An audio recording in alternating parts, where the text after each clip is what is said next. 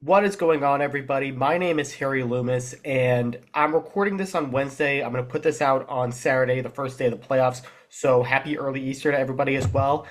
Today, I've got a little bit of a different video. I am going to rank my 10 favorite NHL playoff series that I have seen in the last 15 years. So since 2010 is the cutoff. Why 2010? Couple of reasons. One, I think 15 years is a pretty good round number to go off of. And also, I was born in 2000. I was 9 years old during the 2010 playoffs. That's kind of when I started really get into hockey. So I have a better perspective on these series as opposed to series that took place in 2009, 2008, 2007. So I think these 15 years are a pretty good parameter. We've gotten some unbelievable series since then. So that's what we're going to go off of. And these are just my 10 favorite series. Your list might be totally different, and that's awesome. Let me know what your guys' ranking is in the comments below. I don't really have an exact basis on the series. Obviously, for I think this is pretty much anyone's opinion. The longer the series is, typically the better. Not all these series I picked went to seven, but a majority of them did. So with that out of the way, we're gonna get into the top 10, and no rivalry, no matchup will be included more than once. You'll know what I'm talking about there. Number 10, if you can't tell, I am a St. Louis Blues fan. I was born and raised in St. Louis. I limited myself to one Blues series, and I didn't go with one in the Stanley Cup run. I actually went with the 2016 first round matchup against the Chicago Blackhawks. The Blues won that series 4-3, almost blew a 3-1 lead, but fortunately they did not. Um, the Blues were coming off three first round exits in a row, all of which they had home ice advantage. It was really getting testy in St. Louis. A lot of questions around Ken Hitchcock in particular. They had traded TJ Oshie that year. And honestly, the Blackhawks outplayed them in this series, but the Blues found ways to win. There were two overtime games as well. David Backes in game one, Patrick Kane in game five. 6 games in the series were decided by a goal. And the climax of the series, obviously, game seven was outstanding. Troy Brouwer getting the game winning goal. John Kelly's call of that is awesome. I wish the full game, the Fox Sports Midwest call is pretty much lost media. The only clip I can find on YouTube is the Troy Brouwer goal call, which is fantastic, by the way. But the MVP of the series, which I'm going to include in each of these, is easily Brian Elliott. He was outstanding in this series. Corey Crawford did not have his best, and the Blues were outshot 254 to 205, and Brian Elliott kept them in this series in every single game. Um, this was definitely getting the monkey off their back. They, like I said, the three first round exits in a row. This was a huge deal, and it was one of the more vindicating series wins, especially given that it was against the Blackhawks for the St. Louis Blues. Number 9, another Blackhawks series. We're going to talk about them a lot. Spoiler alert. This is one that they won the 2015 Western Conference Finals, where they defeated the Anaheim Ducks in 7 games. This was an awesome series. There was a lot. There was a long run of the 2010s where it felt like the Western Conference Finals matchup was essentially the Stanley Cup Final. They had a run for a couple of years where the West just could not be stopped, and it was largely two teams I will talk about later. But this series was awesome. There were 3 overtimes. Kruger got the winner for the Blackhawks in game two. Antoine Vermette in game four for the Blackhawks, and then Matt Bolesky with a diving rebound finish in game five to give the Ducks a 3-2 lead. Like I said, the Ducks had a 3-2 lead. The Blackhawks came back in this series. And like I said, this felt like the finals. All credit to the Rangers and Lightning, who had a great Eastern Conference final, but it felt like the two best teams in the NHL were going at it in the Western Conference Finals this year. Just really good hockey all around. The MVP of this series, shout out to Duncan Keith for his 8 assists and Corey Crawford for his 920 save percentage. But I went with Jonathan Toews, 5 goals, 2 assists for 7 points in 7 games. This Blackhawks team was such a machine. Obviously, as a Blues fan, they were really tough to go against, but you had the utmost respect for just the skill that they had basically at every single position. And it's no surprise they won 3 Stanley Cups in this timeline. Number 8, the only series I have from 2024, and it's the Stanley Cup Final. The Panthers beating the Oilers 4-3. And as bad as the first 3 games were, where they were all Florida, the last 4 games were so captivating and so fun to watch for a myriad of reasons. Was McDavid really going to do it? Was he going to lead the Oilers to a reverse sweep? Were the Panthers going to blow it? Were they going to figure it out in time? Bobrovsky was lights out in the first three games and really struggled in the next three games. Came on strong in game seven. Game five was one of the best finals games of this period. Oilers holding on for the win. The high end talent in the series, which we're going to talk about in a couple other series, was mind boggling. You had McDavid, you had Draisaitl, Nugent Hopkins on one end, you had Barkov, you had Matthew Tkachuk, and all those guys on the other side. And game seven was such a fun atmosphere. The crowd going absolutely wild. The nail biting finish the entire time. The Panthers took a 2-1 lead about midway through the second period. Sam Reinhart getting the goal. And the entire time, you were just wondering when were the Oilers going to tie it? When are they going to tie it? When are they going to tie it? And it just didn't happen. But that series was so fun to watch the entire, pretty much the entire way through, especially the second half of the series. That's what we're talking about with the climax of that series. It was phenomenal. MVP of the series, though, I know Connor McDavid got the Conn Smythe, but that's a playoff award. If we're talking one series, I'm going to give it to a member of the winning team, and it's going to be Evan Rodriguez. He had 4 goals, 3 assists for 7 points in the series, was really strong in the first half of that series, but had an assist in Game 7 as well, helping the Florida Panthers win the Stanley Cup. And I'm really curious to see what these two teams are able to do this playoff run. They definitely don't have the momentum that they had last year, but they're both still so incredibly dangerous. I wouldn't be surprised if one or both of them made it back in the Stanley Cup final this year. Number 7, I didn't try to do this. We have another Blackhawks series, but it's them losing in the first round in 2011 to the Vancouver Canucks. The Blackhawks had taken out the Canucks the last 2 years of the playoffs, so everything was on the line for the Canucks. They won the President's Trophy. This Canucks team was absurdly good. Absurdly good. This is Henrik Sedin coming off an MVP season. This is Daniel Sedin finishing second in Hart voting, winning the Ted Lindsay. Ryan Kessler won the Selke. Roberto Luongo was at the top of his game. This team had 0 holes in their game. 0. And they almost blew a 3-0 lead. They got up early against the Blackhawks, who had won the Cup the year before, and they almost blew the lead. But Game 7, like I said, the climax of the series was awesome. I think this is Jim Houston's one of his best games he ever called.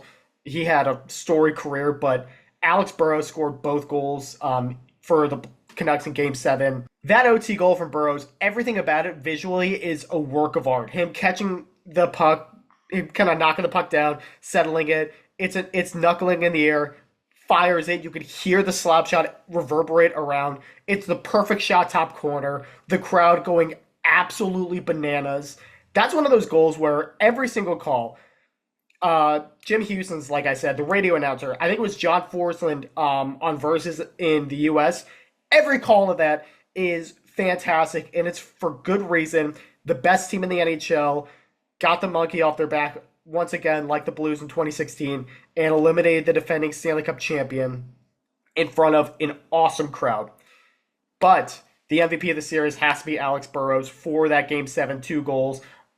And he had 3 goals in the series, 6 points in total. Shout out Daniel Sedin as well, 5 goals, 2 assists, 7 points. Number 6, I have the only series from the bubble. That is going to be the second round between the Dallas Stars and the Colorado Avalanche, who will meet in the first round this year. That's becoming an awesome rivalry. But going into the series, I think everyone thought the Avalanche were going to win it. They were probably my pick to win the Stanley Cup in 2020. They seemed like the most complete team at the time. They were really starting to find their game with a young Cale Makar and that loaded team.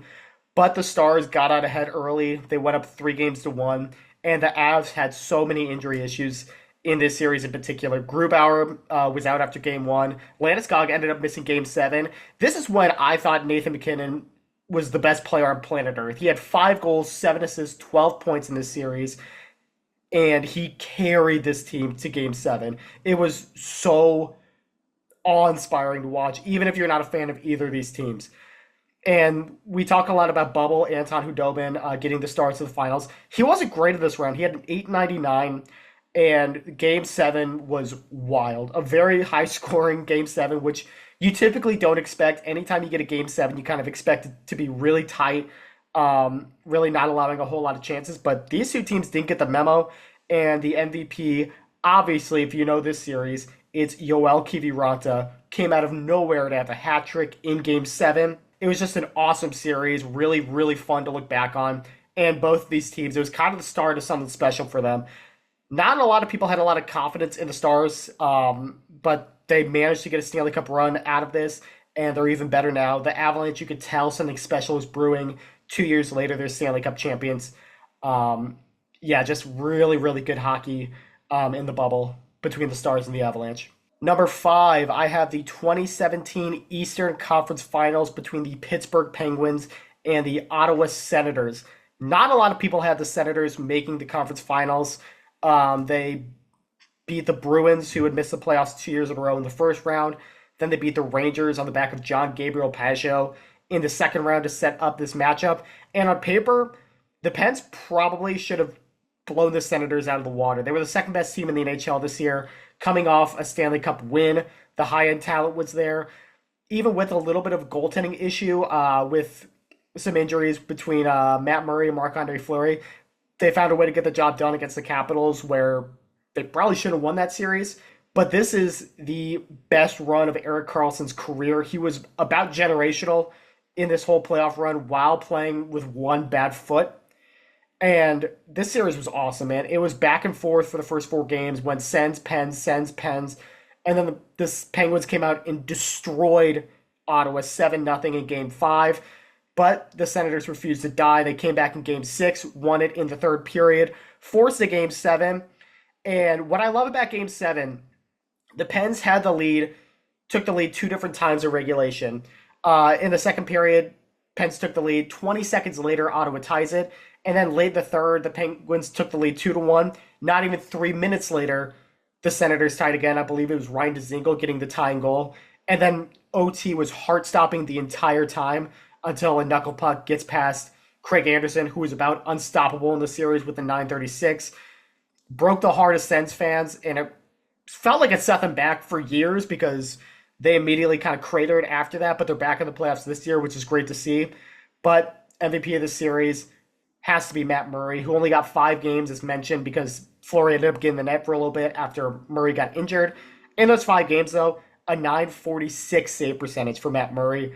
Big part of the reason why the Penguins won back-to-back Stanley Cups in 2016 and 2017. Number 4 is a series that I knew had to be on here, but had a hard time figuring out where it fit. That's the other Stanley Cup final on this list, the 2011 Stanley Cup final between the Bruins and the Canucks. The Bruins won this in 7 games. Do you know the reputation of this series? That is the hardest hitting final you will probably ever see. Easily the hardest hitting I've ever seen. Maybe the best final I've ever seen as well. So many storylines going into the series. The Canucks obviously were the best team in the league this year. And the Bruins felt like such a perfect match for them because they both play such similar styles of hockey. Hence the hard hitting, hence all the battles and everything like that. The first 2 games kind of set the tone for the series. There was the infamous war of words with Luongo and Tim Thomas. Vancouver won both the first 2 games. Late in it, Raffi Torres scored the only goal in the first game with about 20 seconds left in it. And then early in overtime in game 2, Alex Burrows wrap around on Tim Thomas to take that game as well. And then the Bruins came back, man. The first 6 games were all won by the home team, and the Bruins wins were massacres. Game 3, 8-1. Game 4, 4-0. And the Canucks won again, 1-0 in Game 5. Game 6, 5-2 Bruins. Game 7 in Vancouver, 4-0 Bruins. Really never a doubt as soon as they took the lead. You knew Tim Thomas was going to shut the door, and that's why he's the MVP of the series. Not only maybe getting Luongo off his game with that war of words, this is an all-time playoff run, as we know. Tim Thomas in this final had a 967 save percentage. How many times are you ever going to see that in any series, let alone in the Stanley Cup final against the best team in the NHL? This team, I can't put into words how good they were. You had to be a special breed of team to beat the 2011 Vancouver Canucks, and that's exactly what the Boston Bruins were. Number 3, this is where I had to mention that no rivalry was going to be in it more than once because we have the Caps and Penguins in 2018, the one that the Capitals won 4 games to 2. 2016 and 17 both had cases to be in the series or to be in this ranking, but I went with the 2018 series. They also played in 2009. That series is fantastic. The famous dueling hat tricks with Ovechkin and Crosby. Obviously, that one's a little bit too early. The cutoff date was the 2010 playoffs. Like I said, this is round four of Crosby versus Ovechkin. Crosby's Penguins were up 3-0, and all of the pressure in the world was on the Capitals. They won the President's Trophy the last 2 years, lost to the Penguins. And after 2017, it felt like that was the last shot. The management even said, this is really the last chance we have to go after it at our current state because they had to re-sign guys. I think it was Kuznetsov and TJ Oshie in 2017. They got pay raises, and no one really thought that the Capitals were going to come back. But somehow they found a way to do it. They had two late goals in Game 3 and Game 5 from Ovechkin and Vrana to take a 3-2 series lead. And everything we knew about the Capitals, them choking, it just didn't happen in this series. They just found ways to win for whatever reason. Maybe the Pens were a little bit tired after 2 Stanley Cup runs. Chris Kunitz in particular had a really bad series. And then Game 6, Evgeny Kuznetsov, breakaway, puts it in. Radio call from the Capitals is incredible. Demons exercise, good morning, good afternoon, good night, Pittsburgh. I love that call also on NBC with Doc Emmerich because as soon as that puck goes in, you can hear Ovechkin and a couple other players just screaming their lungs out at the goal. It was them beating the second round Curse. It was them beating the Penguins.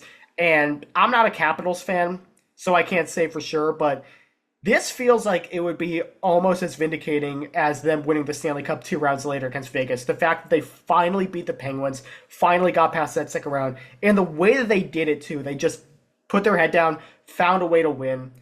MVP to Alex Ovechkin, 3 goals, 4 assists, 7 points in the series, by the way. At number 2, I've got the Capitals once again, but this time I have them losing in 2015 in the second round to the New York Rangers. YouTuber Pinholes Graham has a remarkable video on this series. I'm going to leave the link in that to the description. I could not recommend that channel and that video enough. But this is simply the greatest goalie matchup and goalie battle there has ever been and there ever will be. Braden Holtby lost this series with a .945 save percentage. Henrik Lundqvist won it with a .946. And when the goaltending is this good and the play is this close, every mistake is amplified between these two teams. Any turnover, any shot that goes wide, goes around the boards, leads to an odd man rush is amplified. And both teams played so good in this series. This is another one that could have easily been a Stanley Cup final, even though neither of these teams went the distance. The Rangers lost in the conference final to Tampa. This was as good of hockey as you could ever ask for. Every game of the series was decided by 1 goal, and the Caps blew a 3-1 lead. They were up 3-1. It didn't really feel like a choke. It felt like every game, even when they went up 3-1, was just by the slightest of margins. And them losing game 5, 6, and 7 were to the slightest of margins. Game 7, you're on the edge of your seat the entire time for the exact same reasons as this whole series. It was just so incredibly close. Derek Stepan with the overtime winner off a drive by Girardi on the rebound. It's about as perfect of hockey as you could ever see. The crowd, Doc Emmerich's call, his storytelling throughout the series, throughout the overtime in particular, really just brings this up another notch. But the MVP of the series is easily Henrik Lundqvist. I mean, whoever won this series, it was going to be their goalie. Number 1, the best series of the last 15 years is the 2014 Western Conference Finals between the LA Kings and the Chicago Blackhawks. Everything you want in a series, you got in this. The last 2 Stanley Cup champions were meeting up. Second time in a year they were meeting in the Western Conference Finals. Expectations were through the roof, and the play probably exceeded it. And you think of all the names between these two teams. You have the Blackhawks, you have Kane, you have Taves, you have Duncan Keith, you have Brandon Saad, you have Corey Crawford, you have Brent Seabrook. And on the Kings, you have Kopitar, you have Williams, you have Doughty, you have Carter, you have Dustin Brown, you have Jonathan Quick. All the high-end talent was there, and everybody showed up in this series. And once again, I'm going to say it one more time. This felt like the Stanley Cup final, and this time the winning team did go on to win it all. The Kings took a 3-1 lead in this series as well. Michael Handzus for the Blackhawks in overtime winner Game 5. They win Game 6 and force Game 7, which is pretty much the default answer for the best game of the 2010s decade. The Kings came back from 2-0 deficit, 3-2 deficit, and 4-3 deficit to tie this game and force overtime. And what I like about this series is the high-end talent is there. We listed all those names. But I mentioned Michael Handzus, kind of a depth piece for the Blackhawks, scoring in Game 5 to keep the series going. And in Game 7, another depth guy for the Kings, Alec Martinez, just fires a point shot, goes off Nick Leddy, past Corey Crawford for the win. But the Kings won. They went on to win the Stanley Cup final over the Rangers. Alec Martinez, another series winner. Obviously, the Stanley Cup winner, probably being a little bit more special to him. MVP of the series, though, is Jeff Carter, who I don't talk a lot about in this recap, but he was phenomenal. 5 goals, 6 assists for 11 points in 7 games.